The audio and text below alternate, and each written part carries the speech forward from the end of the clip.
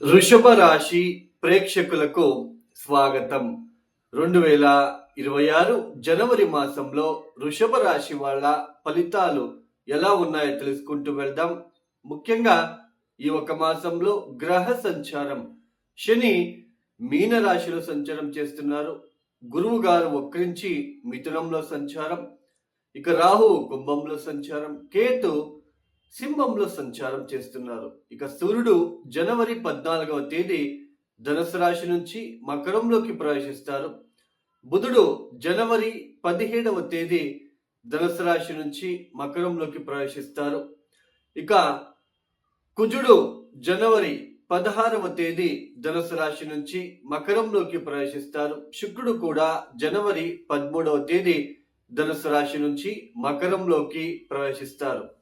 ఈ గ్రహ సంచారం వలన ఈ వృషభ రాశి వాళ్ళకి ముఖ్యంగా అష్టమ స్థానంలోనే మొదటి 15 రోజులు, అంటే జనవరి 1వ తేదీ నుంచి జనవరి 14, 15వ తేదీ వరకు కూడా అష్టమ స్థానంలోనే ప్రధానంగా 4 గ్రహాలు సంచారం చేస్తూ ఆ అష్టమ స్థానం మీద శని దృష్టి, వక్రి గురు దృష్టి కూడా పడుతుంది. అంటే 6 గ్రహాల ఇన్ఫ్లుయెన్స్ అనేది అష్టమ స్థానం మీద ఉంటుంది. కాబట్టి ఆర్థిక విషయాలలో ఖర్చులు పెరిగే సూచనలు, ఆర్థికంగా నష్టాలు జరిగే సూచనలు, వెహికల్ రిలేటెడ్, ప్రాపర్టీ రిలేటెడ్ ఏదైనా చిన్నపాటి నష్టాలు జరిగే సూచనలు, అలానే ఆరోగ్య విషయాలలో గుప్తాంగానికి సంబంధించిన విషయాలలో అక్కడ అలర్జీ లాంటిది, ఈ స్త్రీలకు ఈ పిసిఓడి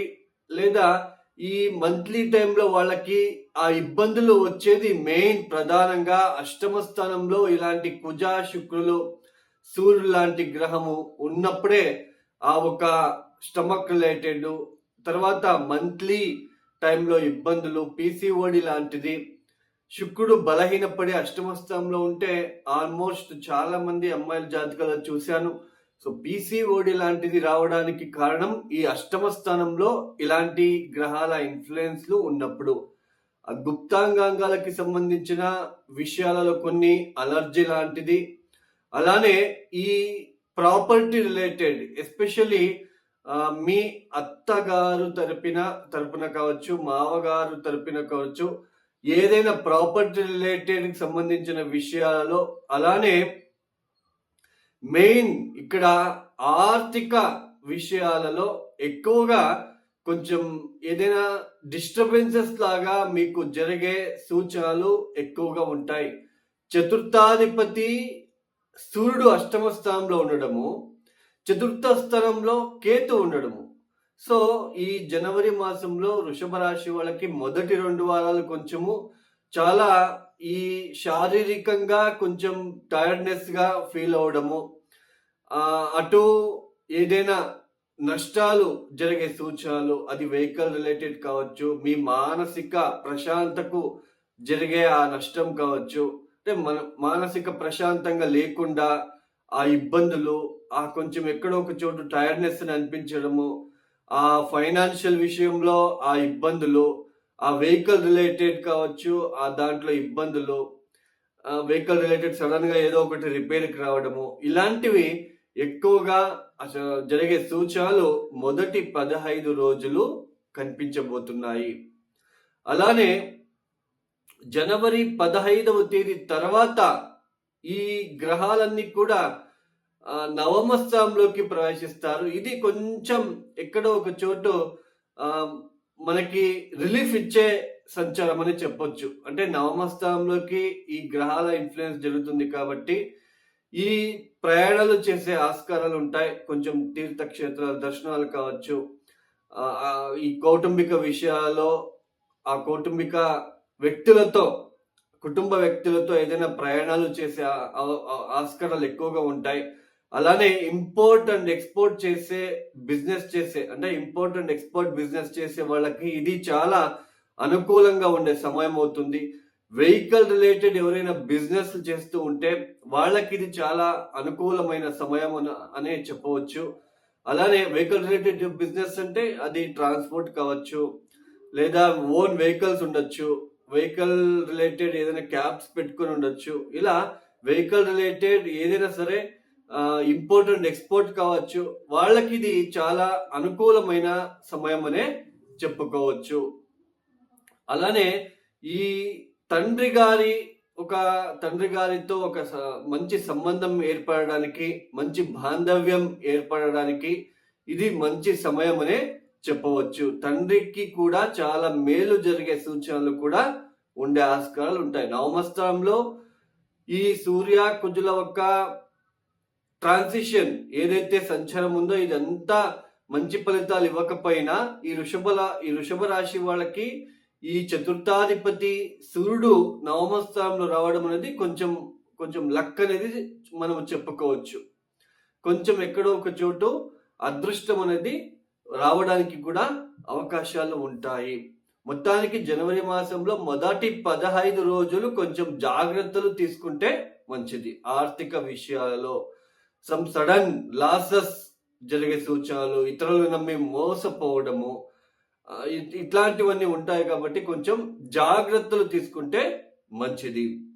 ఈ వృషభ రాశి వాళ్ళకి ఈ నవమాధిపతి అయిన శని కూడా లాభస్థానంలో సంచారం అనేది ఇది మంచిగానే ఉన్నప్పటికీ ఎవరికైతే వృషభ రాశి వాళ్ళకి లేదా వృషభ లగ్నం వాళ్ళకి ఈ శని మహాదశ శని భుక్తి గనక జరుగుతూ ఉంటే వాళ్ళకి ఇది ఇంకా పాజిటివ్ ఇంపాక్ట్ అనేది ఉండబోతుంది. బట్ మొదటి 15 రోజులు ఈ అష్టమ స్థానం మీదనే ఎక్కువ గ్రహాలు ఉండడం అనేది ఈ అంటే డిప్రెషన్ లోకి వెళ్ళడము, టెన్షన్స్ ఫీల్ అవడము, యాంగ్జైటీ ఫీల్ అవడము, ఇట్లాంటివి ఎక్కువగా కనిపించడానికి ఆస్కారాలు ఉంటాయి. ఈ వృషభ రాశి వాళ్ళు ప్రతిరోజు మానకుండా సూర్యుడికి అర్ఘ్యం ఇవ్వడము, ఆదిత్య హృదయ పారాయణం చేసుకోవడము, అలానే ముఖ్యంగా కాల భైరవుడిని ఎక్కువ ఆరాధించడం ద్వారా ఉన్న నెగిటివ్ ఎఫెక్ట్ తగ్గుతుంది. అలానే మృత్యుంజయ మంత్రాన్ని కూడా మీరు వినడానికి ప్రయత్నం చేస్తే ప్రతిరోజు ఇది చాలా మంచిది. ఇవి గోచార ఫలితాలు మాత్రమే. ఇంతసేపు మనం ఏమి చెప్పుకొచ్చామో ఇవి గోచార ఫలితాలు మాత్రమే. జాతకం చాలా ఇంపార్టెంట్. జాతకంలో మనం పుట్టినప్పుడు జాతకంలో గ్రహస్థానాలు గనక బాలేకపోతే, అక్కడ గ్రహగతులు చాలా ఇబ్బందిగా ఉంటే, పంచమాధిపతి, నవమాధిపతి, లగ్నాధిపతి, సప్తమాధిపతి, దశమాధిపతి వీళ్ళు చాలా ప్రముఖమైన పాత్ర అనేది వహిస్తారు.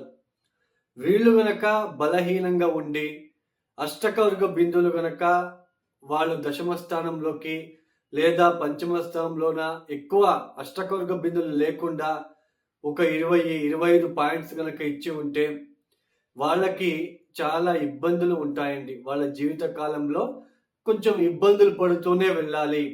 మెయిన్ దశమ స్థానం, ఉద్యోగ విషయాల్లో ఇబ్బందులు పడుతున్నారు ఒక వ్యక్తి అంటే దశమ స్థానం బలహీనంగా ఉంటుంది అని అర్థం. వాళ్ళ జాతకరీత్యా దశమాధిపతి ఎవరు, ఆ దశమాధిపతి ఎక్కడున్నాడు, D10 చార్ట్లో దశమాధిపతి ఎక్కడున్నాడు, సో మళ్ళీ D10 చార్ట్లో ఏ లగ్నం ఏర్పడింది, ఇవన్నీ చాలా ప్రముఖమైన పాత్ర అనేది వహిస్తుంది. అలానే మనం పెళ్ళిళ్ళు చేసుకుంటున్నాం, అసలు జాతకాలు మ్యాచ్ చేసుకోకుండా చేసుకుంటున్నాం. చాలా మంది ఏమైపోయింది అంటే పేరు బలాలు మాత్రమే చేస్తున్నారు. అందులోన పేరు చేంజ్ చేయడం అనేది కూడా చేస్తున్నారు. ఇవన్నీ చేస్తే పేరు చేంజ్ చేయగానే అవి సరిపోతుందా? మీరే తలరాతని మార్చగలమా? మీరే ఆలోచించండి. సో జాతకరీత్యా ఉన్న ఇద్దరికి ఉన్న అక్కడ దోషాలు ఏమున్నాయి, సప్తమాధిపతి ఎలా ఉన్నాడు, బిఫోర్ మ్యారేజ్ ఏ పరిహారం చేసుకుంటే కొంచెం రిలీఫ్గా ఉంటుంది, అది ఆలోచించాలి.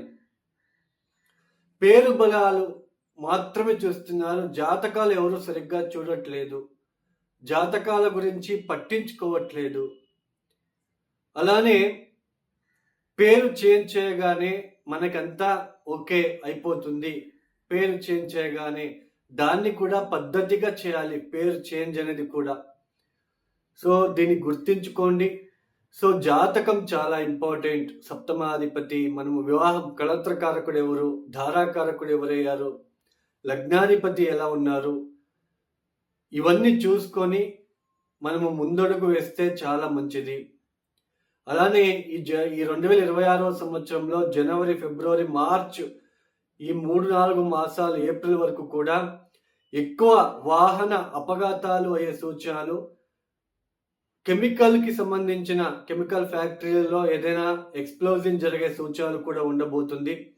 అగ్ని దురంతాలు ఎక్కువ అవుతాయి. ఎందుకంటే కుజ బుధులు ఇద్దరు కూడా నియరెస్ట్గా సంచారం చేస్తూ ఉన్నారు, క్లోజ్ డిగ్రీలో సంచారం చేస్తున్నారు. కాబట్టి కొంచెం అగ్ని ప్రమాదాలు, కరెంటుకి సంబంధించిన, పవర్కి సంబంధించిన విషయాలు, ఎలక్ట్రిక్ పవర్కి సంబంధించిన విషయాల్లో పనిచేసే వాళ్ళు, డ్రైవర్ వృత్తిలో ఉన్నవాళ్ళు చాలా జాగ్రత్తగా మీరు ఉండడానికి ప్రయత్నాలు చేసుకోండి.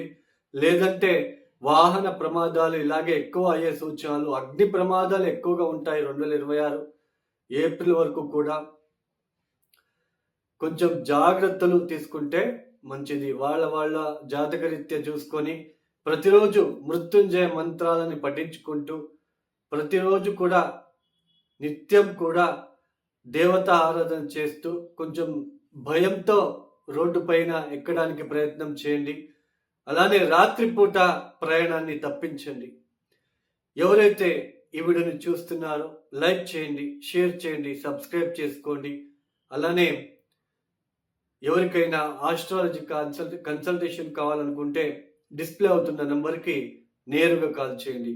సర్వే జనో సుఖినో భవంతు. ధన్యవాదములు. జై శ్రీరామ్.